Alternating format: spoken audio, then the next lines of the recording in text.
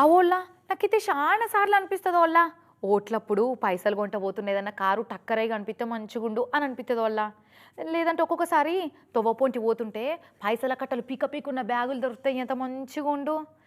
గట్ల కాకుండా ఏదన్నా తవ్వేటప్పుడు లంక బిందెలు దొరికితే బాగుండు అని అనిపిస్తుంటుంది వాళ్ళ. అయితే నాకు ఒక్కదానికే ఇట్లా అనిపిస్తుందా అని అనుకుంటుండే, కానీ చాలా మంది కూడా గట్టి అనిపిస్తుందట కదా. ఇప్పుడు ఈ సంగతి ఎందుకంటే ఏందో భూమిలో దొరికే నిధులు నిక్షేపాలు ఏమున్నా గవర్నమెంట్కే అప్పచెప్పాలంటారు. అదే రాళ్ళు రప్పలేమని వెళ్తే మాత్రం అవి 100% మీ ప్రాపర్టీలే అంటారు. ఈ సిద్దిపేట జిల్లా మద్దూరు మండలం నర్సాయిపల్లి కాడ ఊరి జనం ఉపాధి హామీ పనికి వేయరాడ పొద్దుగాల. ఇక అందులో ఒక పిల్లగాడు బంటాలు తాగుతుంటే ఇక గుండ్రెడ్డి డబ్బా దొరికింది. ఎందురో అని మూత తెరిచి చూస్తే అందులో వెనకటి ఎండి పిల్లలు 2 ఉంగరాలుగా అనిపించినాయి.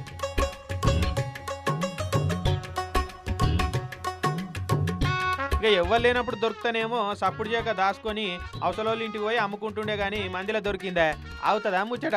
ఇక అప్పటికే జిల్లాలు దాటింది. ఎత్తుతుంటే బాక్స్ వెళ్ళింది. ఆ బాక్స్ తీసుకుంటే మా అబ్బాయి చేతిలో పెడుతుంటే వాళ్ళు ఉండి చేతిలో పెట్టొద్దు నువ్వు ఉండని పక్కకు అంటే నేను అట్లే తర్వాత పని అయిపోయిన తర్వాత ఇంటికి తీసుకొని వెళ్ళినా ఆడబెట్టినా. ఇప్పుడు మళ్ళీ ఫోన్ చేస్తే తీసుకొని వచ్చిన. మరి వెనకటి అంటున్నారంటే ఏ కాలం నాటి పిల్లలు ఏం కథ అన్నది పురావస్తువులు చూసి చెప్పాలి. గవర్నమెంట్ రూల్ ప్రకారం ఇట్లా భూమి దవంగా దొరికిన నిధి నిక్షేపాలు ఏమన్నా గవర్నమెంట్కే చెందుతాయి. పాపం వాళ్ళకి ఎండి దొరికిందన్న సమరం కూడా లేకుండా పోయింది పో.